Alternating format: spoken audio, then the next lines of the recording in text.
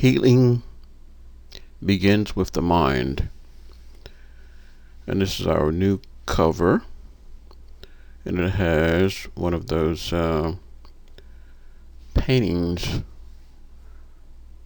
from Egypt. Healing begins with the mind. Number 1, introduction. In Healing Begins with the Mind, Khalim considers psychological, psychiatric questions and concerns and presents possible solutions. He finds the fields of psychology, psychiatry themselves to be substantially dysfunctional, overly negative, morbid, hypocritical, irresponsible, oppressive, racist, corrupt, dishonest, ignorant of necessary fundamental information, misguided, overly intrusive, and subsequently ineffective. He says a healthy mind should know the first reality, a higher force in the universe, which we refer to as God. Khalim feels that the field is further handicapped by operating in and trying to conform to an irrational and evil economic system and social order. Therefore, these very practitioners become predators against the people that they are supposed to serve.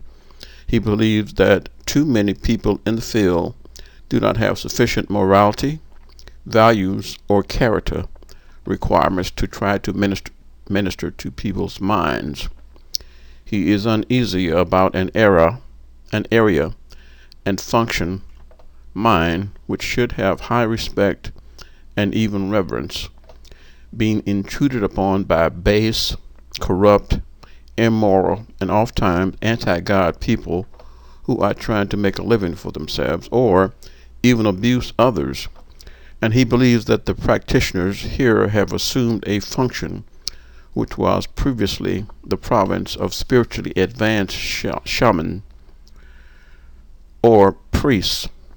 He believes that anyone in the field should have high morality and correct values.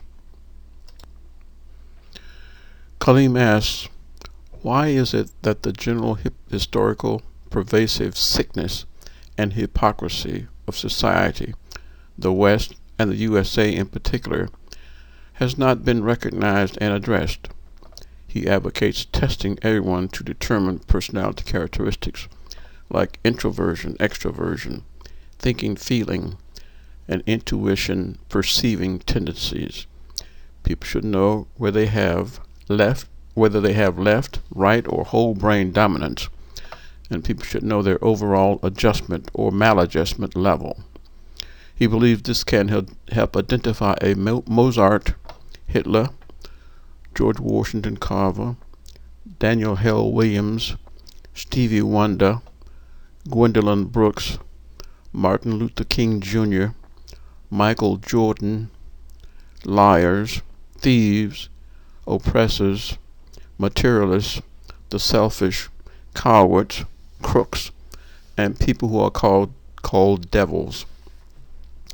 He says that a system which he calls a test of the energy functionality of individuals can be used with a possibly reformed psychology, psychiatry, to help identify personality characteristics, tendencies, strengths, and weaknesses.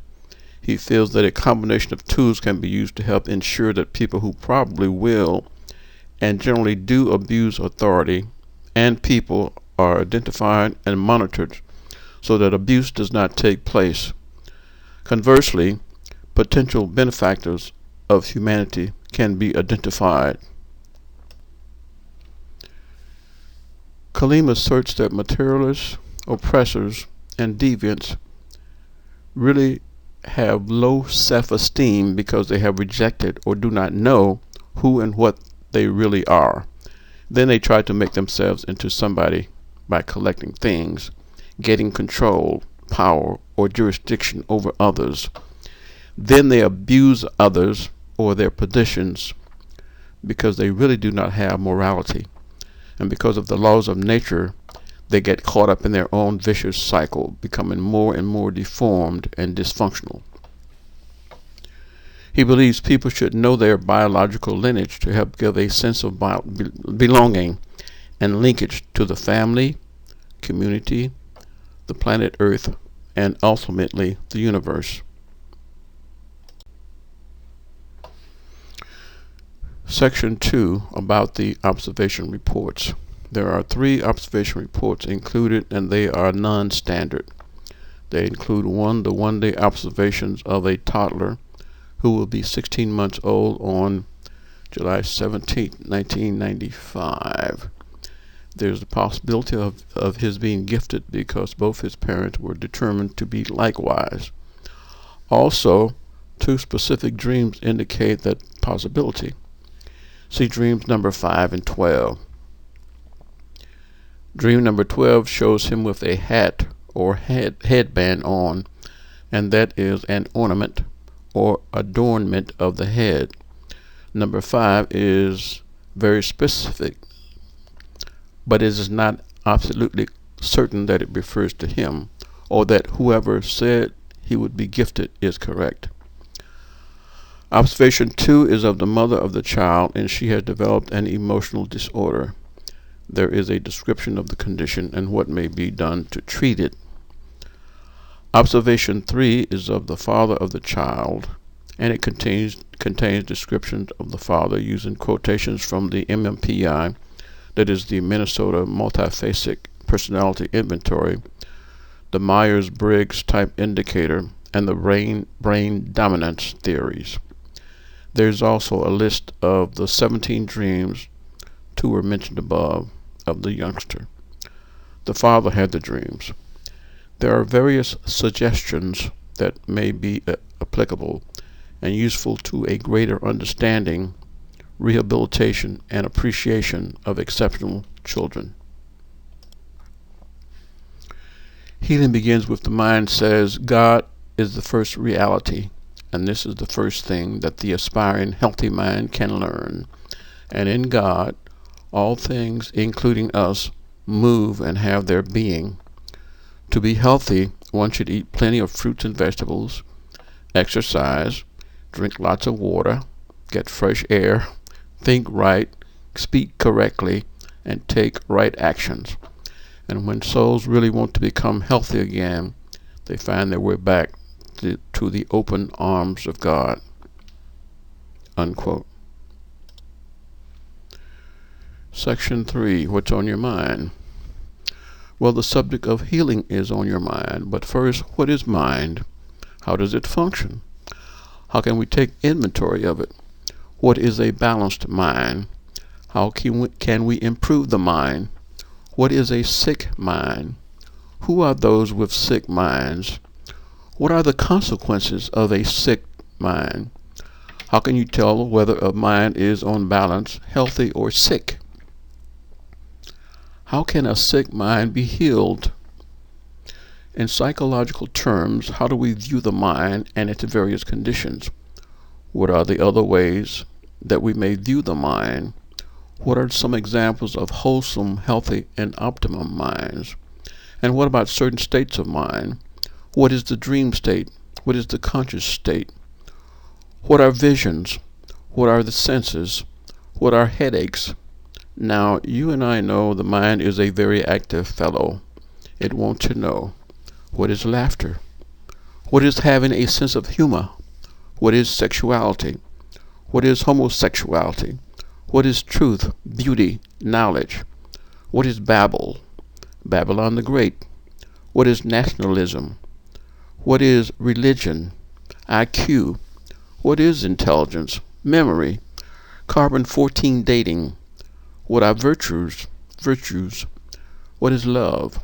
Anger, hate, fear, courage, impotence, death, heaven, hell, sin, guilt, blasphemy, sacrilege, the devil.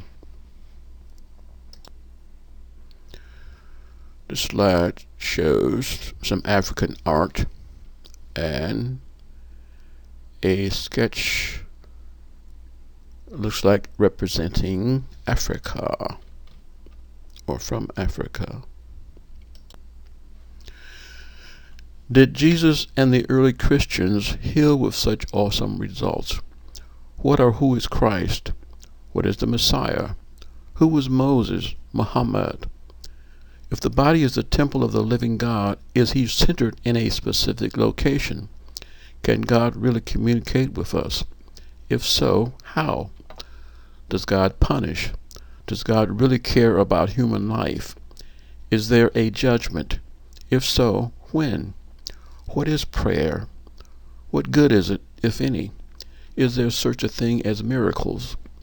Where did the body of man come from? Is the human body the product of a kind of Darwinian evolution? How old is mankind? Why do we have different races of mankind? Were there other settlements of mankind on earth during the time of Adam? Quote unquote Adam, that is. If so, where did they settle and when? How can we increase the vitality or longevity of man?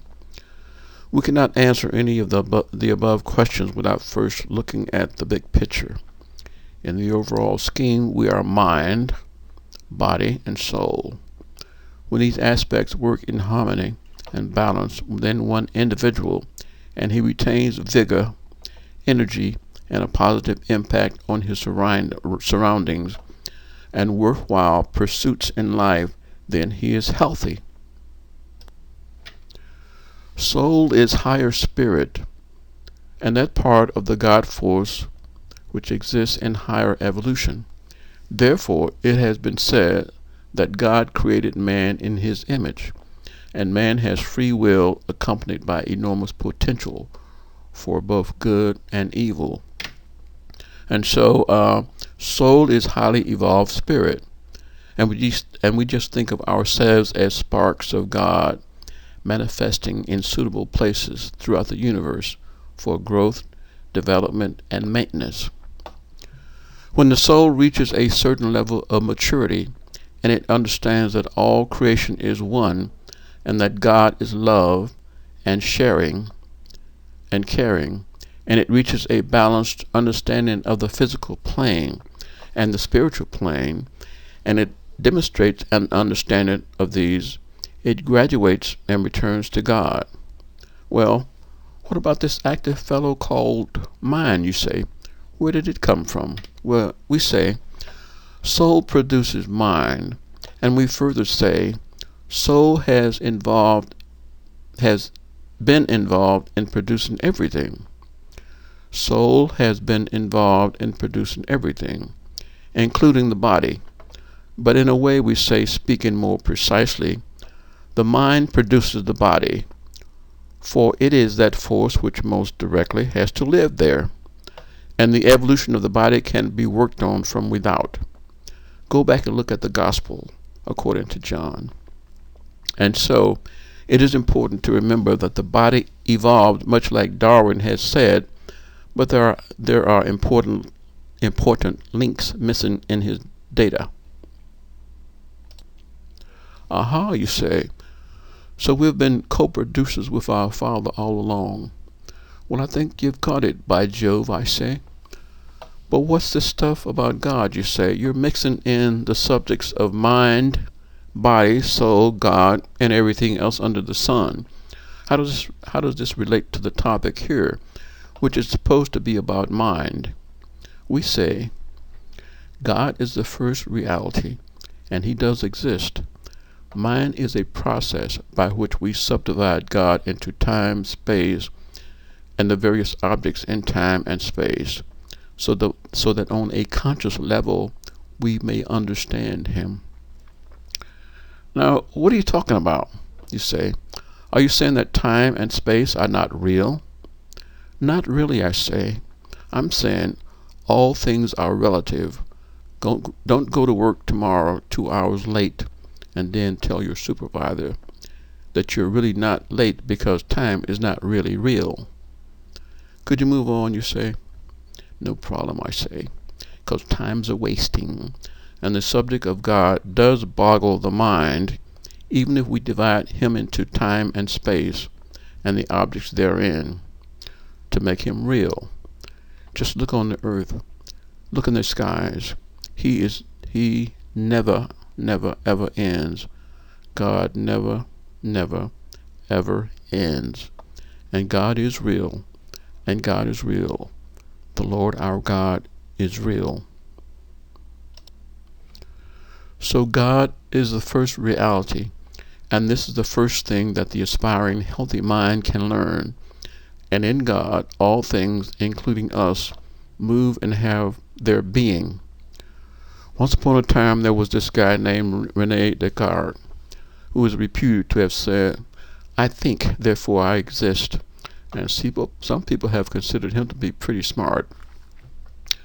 But if he were really smart, he would have concluded, "I think, therefore God exists." I think, therefore God exists. For again, we move and have our being or life in Him. One of the next things a healthy man can learn on an intellectual and experiential level is that we live in a causation world, and nothing is exempt from the law. As you sow, you will reap. Every step you take, every move you make, every thought you think, every eye you wink comes under the same law. And some laws, like gravity, can be compensated for, so that flight is possible. And God can override some laws with the law of grace. The lesson here is that it is in one's own self-interest to treat others like we want to be treated, because everything that happens has been predetermined by the will, actions, or inactions of individuals or various forces. And you will have the goodness or the negativity that you do return to you. And we know that the state of mind is something that can be altered or affected with the appropriate stimulus or resources. And we will focus on the mind, and we will bring a revolutionary force of goodness into the mind, and we will will the power of God through soul and through our mind and body. And this is an unstoppable force, for it is the force of God. And we have the Sphinx of Egypt shown here. Section 4, Observations of Noah. On June 24, 1995, the following observations of Noah were noted. Description of the subject. Noah is a 15-month-old toddler as of 6/17/1995. His weight and height were noted to be about 2 months ahead of his chronological age when he was about 6 months old. He weighed 10 pounds, 6 ounces at birth. Currently, he is about 30.5 inches tall and weighs about 24.5 pounds. His walking became sufficiently proficient during the time he was 9 to 10 months old. So we date his walking from that time. He has at least 11 teeth, including 3 molars. He says some words like pop, walk, for walk, ball, mama, car, and others. It is not clear to the observer how one would spell his pronunciation of dog. Number 2, the observations took place at or near the residential setting of the 1000 block of Black Hawk Drive in University Park and in Park Forest, Illinois. 3, the observations were made Saturday, June 25th through June 25th, 1995, beginning at about 3:30 p.m. Noah was picked up by automobile in Park Forest, just north of University Park, Illinois. He greeted the observer by extending his arms to be picked up. After being picked up, he gave a customary long hug. At times he likes to cuddle. After getting the supplies needed to sustain him, we were shortly in the car. It is usually very difficult to get Noah to ride in his car seat. He almost always wants me to hold him in the customary hug posture described above. But first, he wanted to play with the steering wheel, the gear stick, and the door lock. After a few minutes, I was able to get him somewhat under control. We drove to Jewel Food Store in Park Forest. We got out of the car. I carried Noah toward the Jewel Food Store as he looked all around. The wind was blowing strongly against his face, so I tried to shield him partly from that by pulling his face against my chest. In the store, he reached out for the grocery cart as we approached it. I put him in the seat and we were off. Meanwhile, Noah is looking all around at the people and at the products as we moved past the checkout counters and the service counter. I maintained an ongoing conversation with Noah as we moved toward the produce department. How you doing, Noah? Good to see you. I really missed you. What have you been doing? Have you been doing okay? Are you being treated okay? I'm glad to see you. And this slide shows a picture of Noah when he was celebrating his second year anniversary. His second year date of birth. I'm glad to see you, I said. I love you, Noah. Soon I'll be able to see you all the time. Soon we reach the produce department. Would you like some nectarines? Noah says pears, or so it seems. Nectarines, Noah. I'm going to see if we can't get you some pears too. Nectarines. Let's find you some soft pears, Noah. We select the pears and 3 apples, and I repeat the names to Noah as we select. Apples, Noah. Pears. We move on and get some bread. We have to get some bread, Noah. We need some bread for the raccoons, too. We get 2 loaves of bread. We get some other items, and we get some apple juice so Noah will have something to drink. We get pretzels. He likes them a lot. We're getting some pretzels for you, Noah. You want some pretzels? You want some chips, too? The pretzels are put into the cart. Then Noah decides that he wants to hold them. He only holds them for a few minutes. He indicates that he wants to eat them, but I tell him, wait, Noah. We're going to have some later. A few aisles later, Noah indicates that he wants to be carried. I take him from the cart, and he gives me a big hug. I gently pat him on his back. Noah cuddles. Good to see you, Noah. Good to see you. I kiss him on the cheek. He seems so cuddly, so warm, so fragile. He seems so dependent. I love you, Noah. I love you. We get some lemon lime pop. Noah loves pop. You want some pop? Pop, he says. Pop. Pop for baby cakes. Pop for baby cakes, I say. Sometimes I call Noah baby cakes, but I usually call him Noah. When we get to the dairy section, Noah indicates that he wants to ride in the cart again. At the checkout counter, Noah reaches out and touches some items as they are put on the conveyor. The names are repeated for him. Pears, Noah. Nectarines. Ice cream. Mouthwash. Noah indicates that he wants to be picked up again. I pick him up and he immediately reaches and touches the gum on his left. It's gum, Noah, gum. Then behind me, another customer smiles at Noah. Hi, she says. Hi there. Noah holds on to me more tightly. He looks at his admirer, but he says nothing. He pretends to be shy. He clings to my chest and as the woman looks at the woman. We are now facing the cashier. She speaks to Noah, but he just looks at her. He extends his right hand slightly, and she put an orange sticker on it. Hello, handsome, she says. Hello, cutie. Noah says something as he tries to peel the sticker from his hand. I help him peel the sticker off as we move toward the exit. The groceries are loaded into the cart. Noah is put into the seat, and we move out toward the car. We're going home now, Noah. Car, Noah says. Car. Yes, we're going home in your car. Noah reaches for me to take him out of the grocery cart as we reach the car. He touches the car. Car, Noah. Car. I pick Noah up and take him back over to the cart parking area. We then go over and get into the car. I encounter the same problems as mentioned before in trying to get Noah into his car seat. Then we're off to University Park. Music is turned on.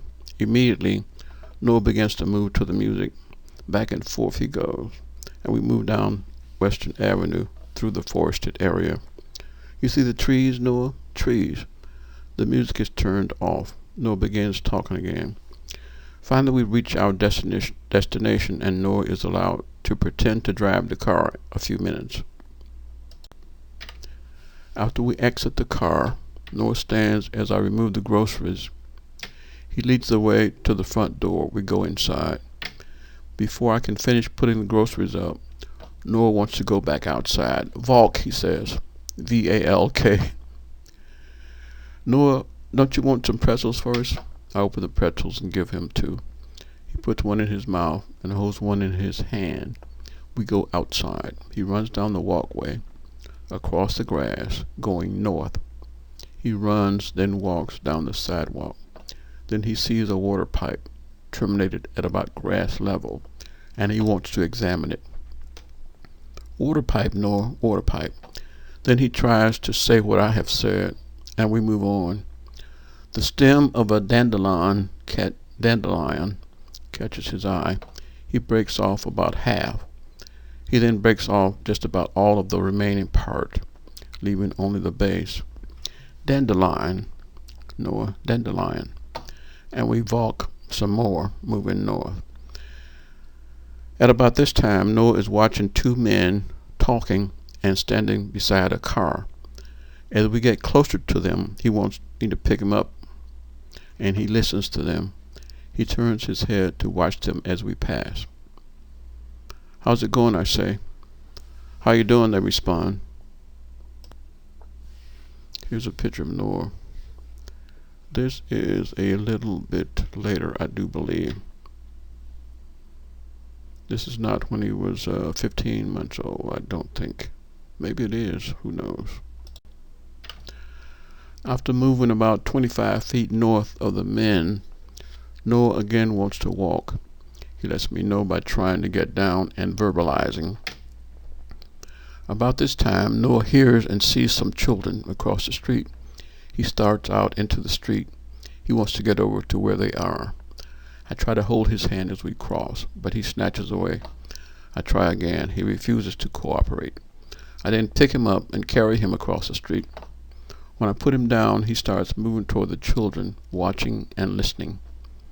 When we arrive parallel to them, Noah first tries to follow one of the female youngsters who is about his size.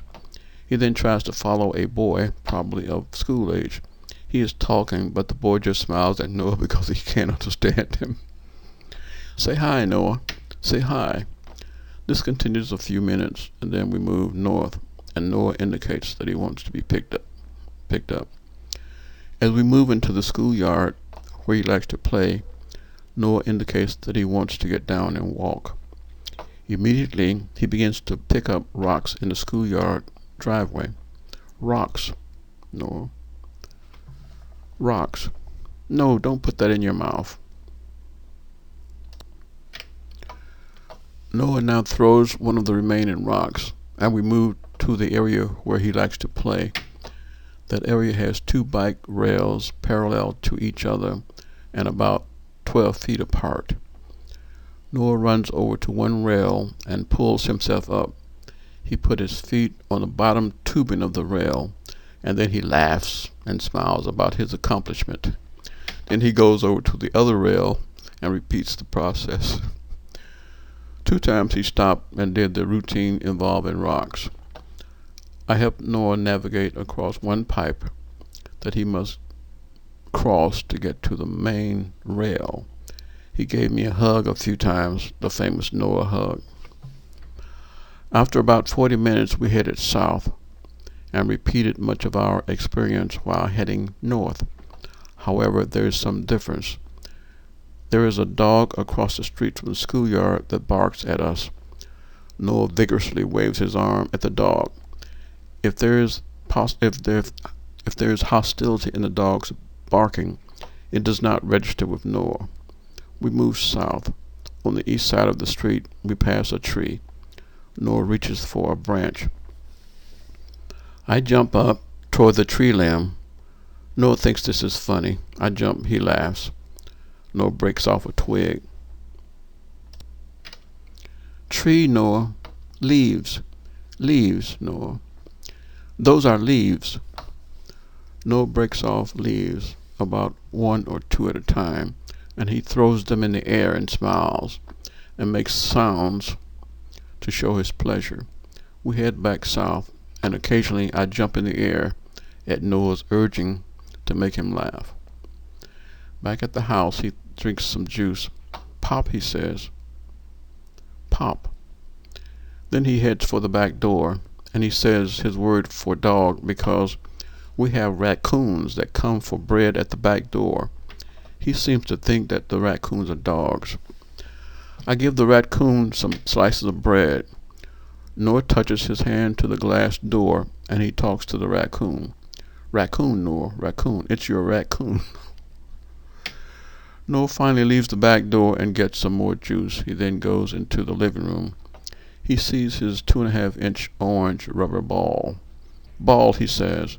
He throws it, I catch it. Ball. When I give the ball back to him, I say, thank you. Noah gives me a hug, but it is a brief hug. His breathing is heavier than normal. He heads for the door. Walk, he says. Walk. Noah gets out the door and walks hurriedly down the walkway. When he reaches the driveway, he throws the ball. We repeat the ball routine. He thinks this is really funny. Then Noah heads across the grass going north. He reaches some bricks and he stops. He puts the ball into the opening in the bricks. I take it out. He puts the ball back into the bricks. When I give him the ball, I say thank you. Now, Noah wants to walk some more, but instead of allowing him to go north as before, I pick him up and cross the street, and we go south toward the library. We meet a lady with a small dog. Noah struggles to get to the dog. He calls to it. He likes children, the lady says. He won't bite. Noah puts his finger on the dog's face. He tries to get closer to put his hand on the dog's head. You like the dog, Noah? You like the dog?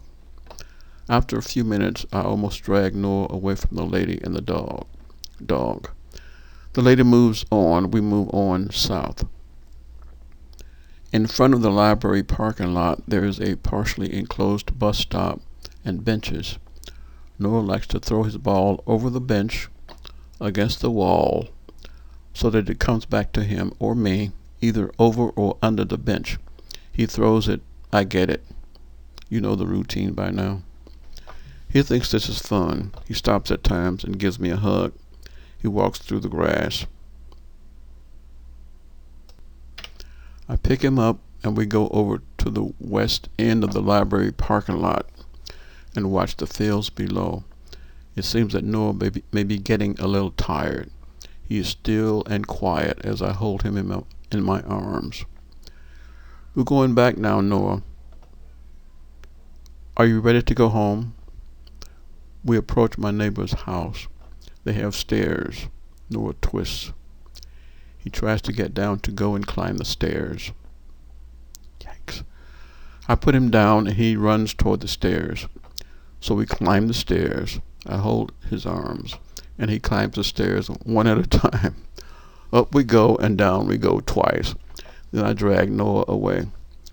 We stop at the tree in front of my home where Noah collects another twig. We enter.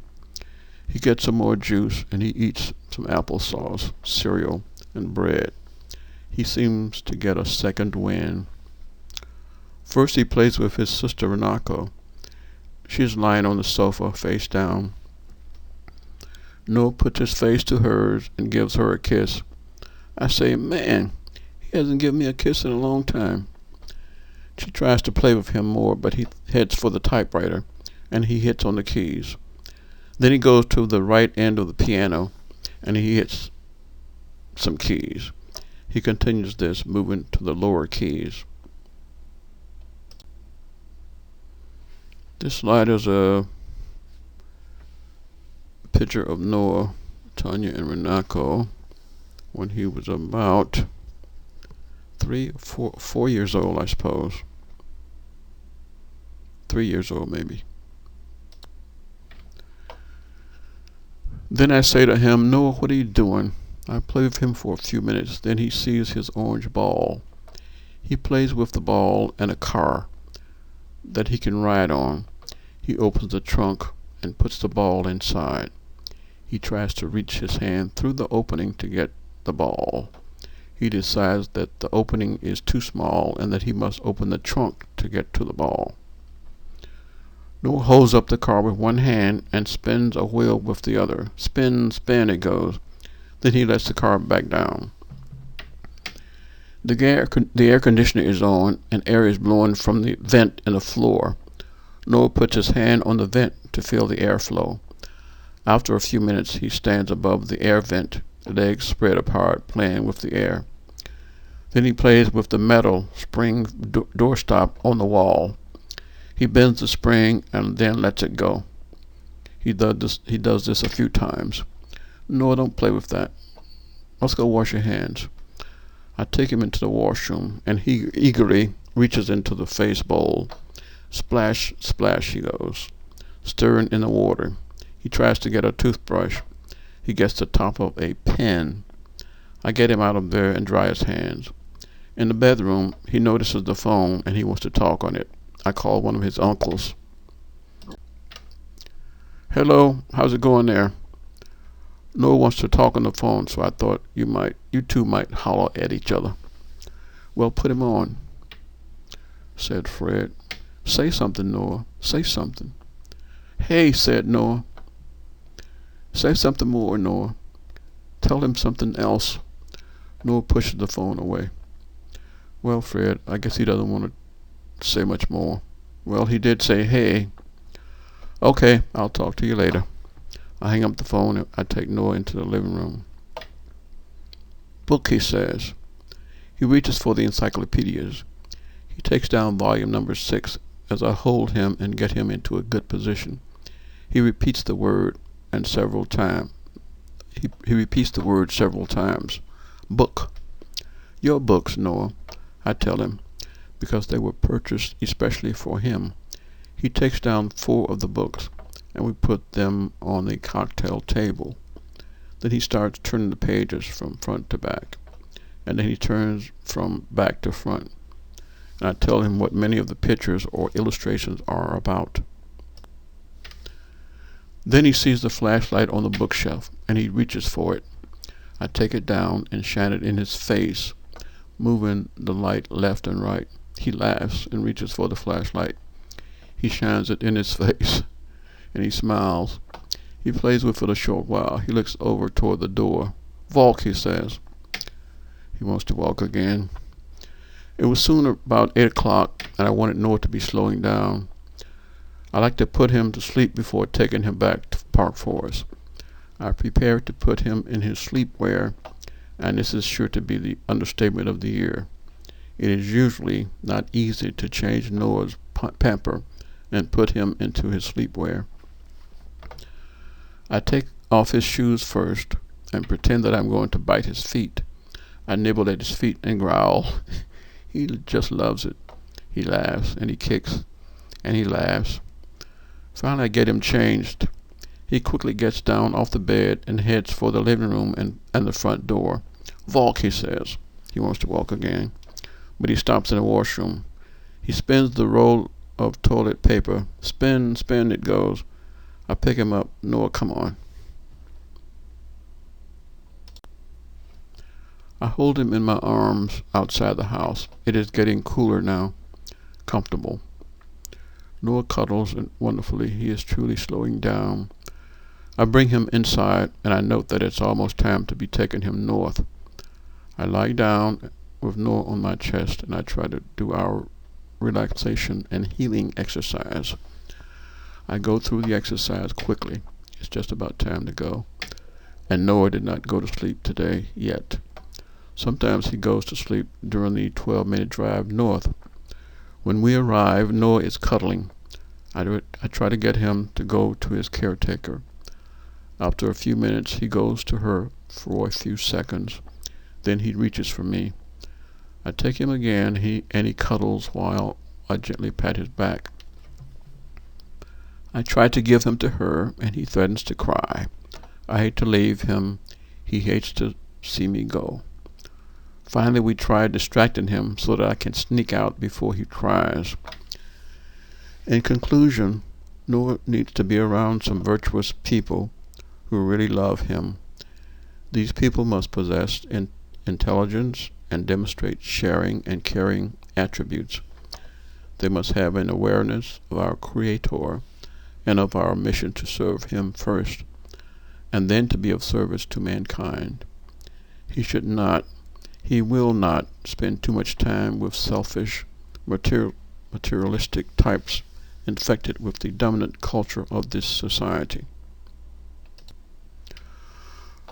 First, he will be taught that he is a Muslim. He will be taught that just like Moses, Aaron, Joshua, Malcolm, Martin, King David, King Solomon, the Pharaohs, the Hebrews, and others, his paternal roots are African, and he will be taught that he is one of the sons of God.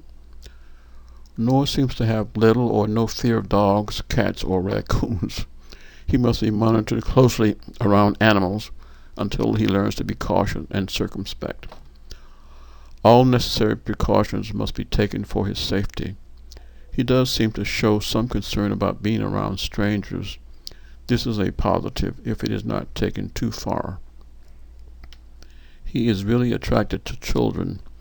The concern here is that in time he learns to share, and he will learn that he cannot always get his way. It will be a fact that Noah will be very much catered to.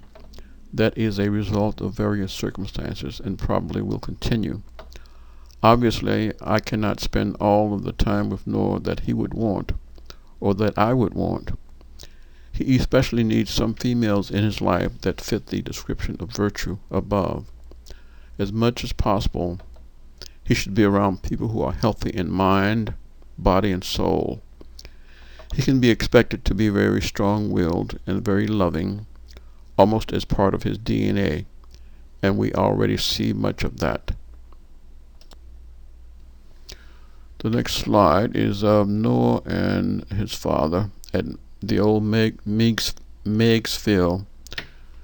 on Lake Michigan before it was torn down by Mayor Daley. And on the right there's a depiction of Isis and Nefertiti. Noah's energy level is high, and it must be channeled and guided carefully. He will need a certain freedom, but it is very important that he be taught proper constraints. He will be taught his full heritage. In fact, I have set out much of what Noah will be taught in a book dedicated to him and entitled The Resurrection of Noah. Noah has a wonderful laugh and smile. Everyone will want to make him laugh, but when he cries, as someone else has observed, it is too deep and sorrowful. He seems to say, "Why are you doing this to me?" And I, for one, really don't want to hear him cry. Many of Noah's prospects are very good. Both of his parents were viewed as gifted in their formative years. Both were honors students in high school. His father has been called very talented, and that same designation goes back at least 2 generations in his paternal lineage. His father is also in touch with him on many levels. See some of the experiences attached. Noah has been roundly blessed, and so he may continue to be a focus and center of attention.